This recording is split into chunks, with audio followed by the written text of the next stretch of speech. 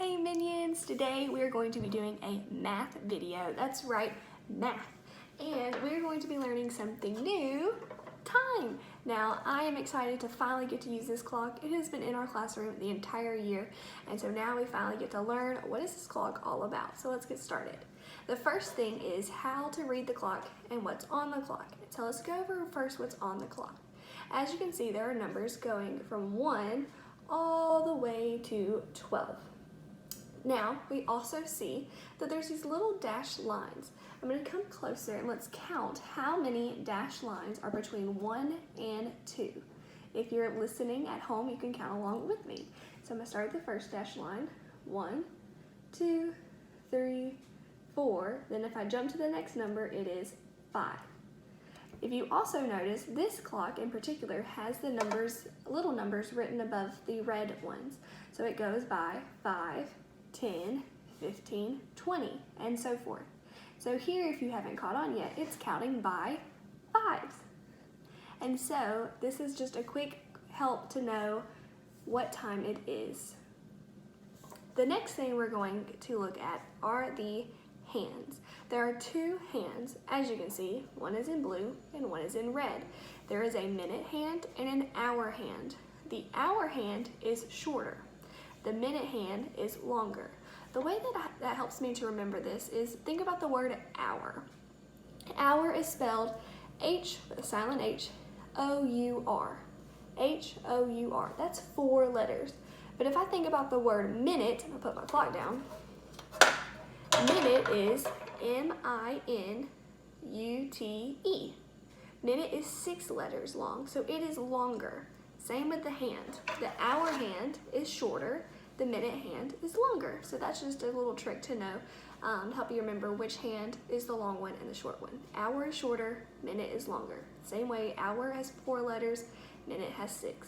So if I move my minute hand next to my hour hand, can you see how the blue one, the minute hand, is longer than the red one? If I put it on top of it, it's completely gone. So that is a trick to remember: blue hand, long hand, minute hand, red hand, short hand, hour hand. Okay, so now I wonder if you've caught on to what the clock is telling us. If the hour hand is red, do you see any numbers that are red? Absolutely. So whenever the red hand is touching one of these numbers, that tells us the hour of the day. Whenever the blue hand is touching, you guessed it, those blue dashed lines, it helps us to know the minute, because a time is hour and minute. So if I wanted to show 7 o'clock, if I wrote 7 o'clock out, it would be 7 and then 2 zeros. So I'm going to move the clock.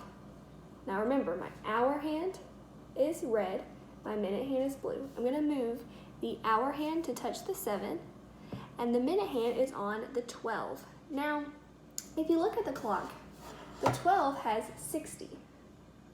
So there's 60 minutes in 1 hour. So after 60, we start back over at 00. So if I wanted to show 7:05, I would move the hand to the minute hand, keep it at 7, move the minute hand to 7:05. If I wanted to go to 7:25, do you know what I'm going to do? Do you see the 25 in blue? That's right, I'm going to move the blue hand all the way to the 25. But look at what happened to the red hand. Is it touching that 7 anymore? No, because as time goes on, the hour hand is getting closer to the next hour, which is 8. Pretty neat, right? And so now this shows me that it's 7:25. Watch what happens when I try to go all the way to the next hour, which is 8. So I'm going to take my minute hand. I'm going to go past 8. Now, little trick is 7:50, 7:55, 8 o'clock. Look at what happened to the red hand, the hour hand. It's touching the 8. Did I touch the hour hand? No, it moves along as the minutes pass by. So you never touch the hour hand, the short hand. You always move the minutes, okay? Like, for example, if it was, I'm gonna move this Do you see how that hour hand's moving, but I'm not touching it? I'm gonna say it is going to be 12:30. Okay, not 12:30. That is wrong, Miss Chebny. I'm gonna say it's 2:30. If it is 2:30, I wanna know how many more minutes until it is 3 o'clock. We get out of school at 3. How many more minutes until 3 o'clock? You always ask me this. And so now we're gonna find out the answer. So I take the minute hands and I can count by 5. Do you see why we counted by 5 in class? So I take the minute hand, I'm gonna count by 5s until the hour touches the 3. So 5, 10, 15, 20, 25, 30. So if it was 2:30, how many minutes pass or have to pass by until it gets to 3? 30 minutes. Okay. Now let's talk about these little dash lines real quick, very briefly. This is more stuff you'll learn more in 2nd grade. But say that the minute hand is still just a little past the 12 and in between the 12 and the 1. But my hour hand is still touching the 3, okay? So now to know what the time is, I have to look at the hour, 3, and now I have to count how many lines because it's not touching the 5. So I can go 3:01, 3:02, 3:03. So now the time is 3:03. If I wanted to make it 3:19, I'm going to move my minute hand. I'm going to go by 15 because I know it's 15 and then 20. 19 is 1 less than 20, so I can go 15, 16, 17, 18, 19, and the next one is the 20. So this is showing 3:19. Now when we use time, we always say either o'clock, so if it's like 6 o'clock, 7 o'clock for a full hour, you use o'clock. Now sometimes we use half past blank. That tells me it's halfway through the hour. And so if I'm looking at my clock and I want to show 5:05, okay? So my hour needs to be on the 5. Now don't look at this. See if you've noticed this as well. Every time I do o'clock, 5 o'clock, my hour's on the number I'm saying, and my minute hand is always on the 12.